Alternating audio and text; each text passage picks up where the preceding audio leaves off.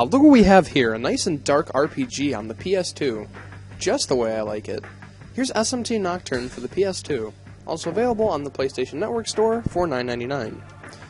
Here in the modern age, it is rare to see a JRPG like Nocturne that has heavily dark tones, and dare would I count the critically acclaimed Undertale.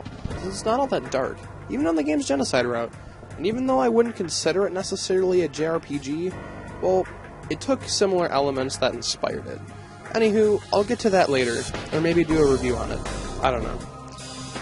Nocturne, however, happens to deal with mature themes such as death, slavery, seduction, demonology, and other things of that sort.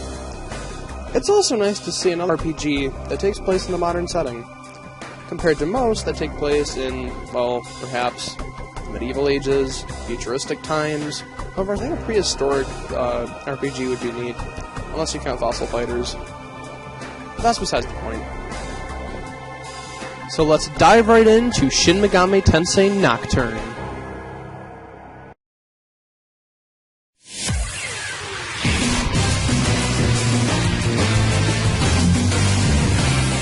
And now to share some background information on the game.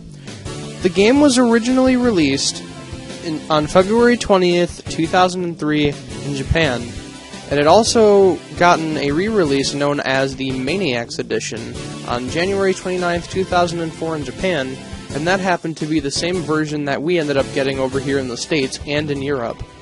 However, we didn't get it, and Europe didn't get it until later. We got it on October 12th, 2004. Europe got it on July 1st, 2005, and the game is known as Lucifer's Call in Europe. We also got it on the PlayStation Network store on May 6th, 2014, and Europe did as well on May 20th, 2015. Now, Maniacs Chronicle, I suppose, was another re-release in that only Japan got, featuring Devil Summoners Raido Kazunaha on October 23rd, 2008. Now, the game was made by not only the gods of JRPGs themselves, also dating sim creators, Atlas, who happen to make some of my favorite video games of all time, not just the Shin Megami Tensei series, but pretty much anything else they make, from Thousand Arms to Catherine. They're all really, really good. But aside from that, let's go back into the background information. So, the game also had a lot of controversy, as it sort of depicts a modern Tokyo, and luckily people aren't nearly as offended by things in Japan. However, the game's themes can be controversial at times. However, I think Shin Megami Tensei 4 might have had a little more controversy, since it has a slightly higher amount of demons that you can summon in the game. So there you have it. Just a little background before I dive into the juicy details, the meat and potatoes of the gameplay.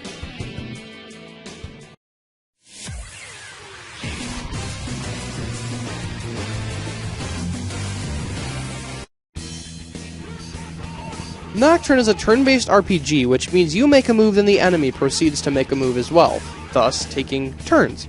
However, Nocturne makes this go by very quickly, as battles are generally done at a fast and fluid pace.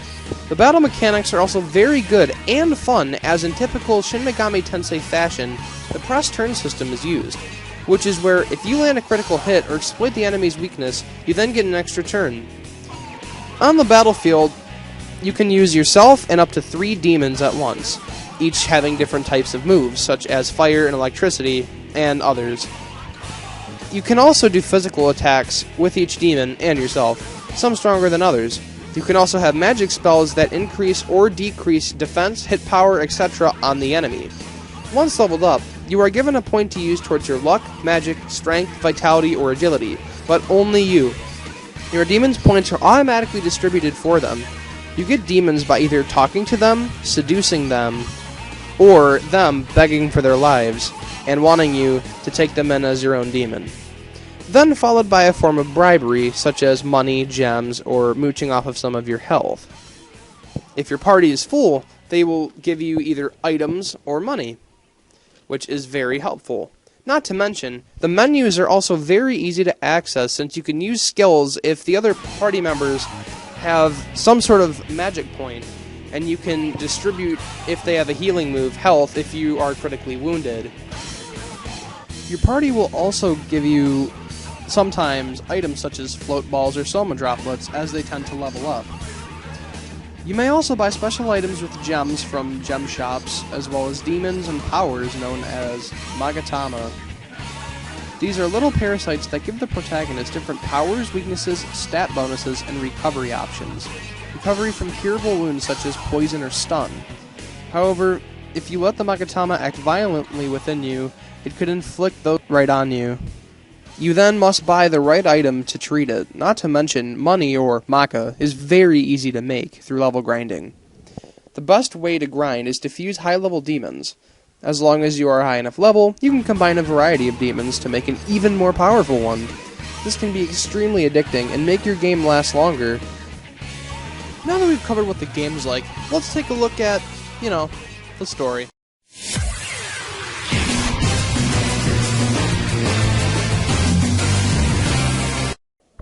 The game starts out as you, the protagonist. You happen to be getting off of a train station while you wait for your friend to go see your teacher.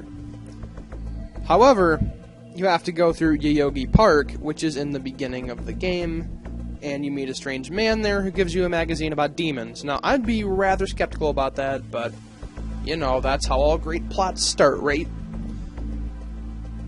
Okay. Anyway, so after you meet up the guy that gives you the book about demons, the magazine, you head down to the medical center, only to meet another classmate that wasn't the one that sent you the text message after you got off of the train. However, you were then warned about the Conception, which happens to be a evil scheme plotted to supposedly destroy the world. But then, after you find the classmate, the one that you were supposed to originally look for, he sends you down to the basement of a medical center to look for your teacher. Think about that for a second. The basement of a medical center. And he doesn't even bother to come with you because, he's kind of a dick. Anyway, only you don't find your teacher when you go into the basement. That's right, you happen to find, you guessed it, John Cena! Shut the hell up with the John Cena jokes! Ugh. As I was saying, you find a strange man in his portion of the base, and he tries to kill you. He is then stopped by your teacher, however, his plans are not foiled. An attempt to destroy the world is then unleashed. This is known as the Conception. You then survive it and awaken as a demon. This is how the game starts. From there, you get an awesome and dark game that's not only very enjoyable, but very memorable as well. The plot sets up very nicely for a unique and different story. So, now that we've covered the majority, or just the premise of the story, since I'm not going to spoil too much, why don't we talk about the overall graphics, character design, and level design.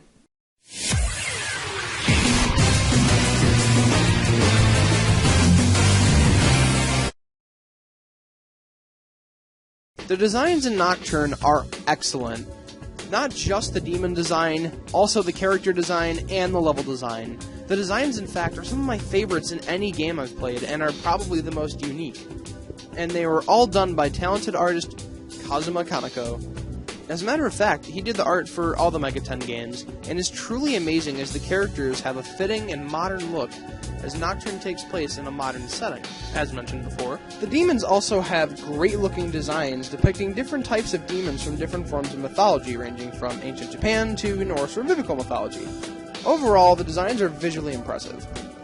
The level design is also amazing, as it has some of the coolest-looking dungeons in any dungeon crawler I've ever played.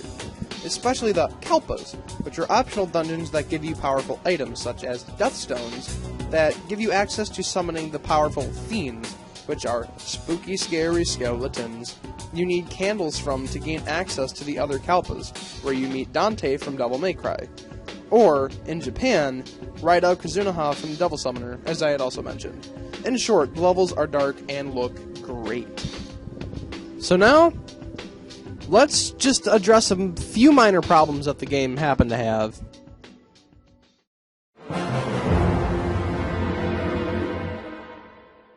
Now to address a few of the game's minor problems. To start, there was little character development and a few plot holes, but they could lead to fan interpretation. The game's movement, both on the outer map and area, feel a little wonky, but it just takes some getting used to.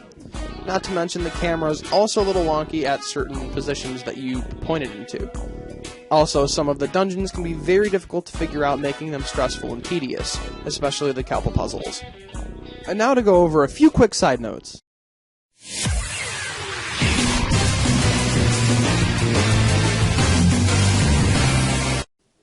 Nocturne has a kick-ass soundtrack done by music composer Shoji Meguro, who has done the music for the majority of the Megaten series.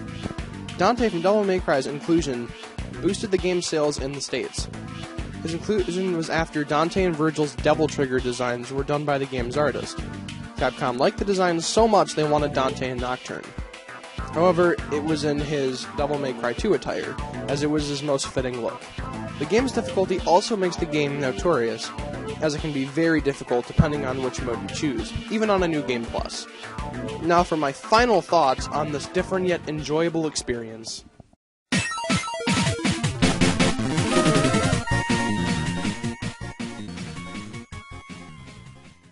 In conclusion, Nocturne is a solid game that will last you a while, as its solid gameplay, interesting characters, well-designed levels, dark tones, hard difficulty, and rocking soundtrack will make it a lasting and enjoyable game, with only a few slight issues. If you like dark, dungeon crawler, fast-paced, turn-based RPGs, then this one's for you. Overall, Shin Megami Tensei Nocturne gets an 8.5 out of 10. Thanks for watching. Be sure to give a like and subscribe. Have a great day!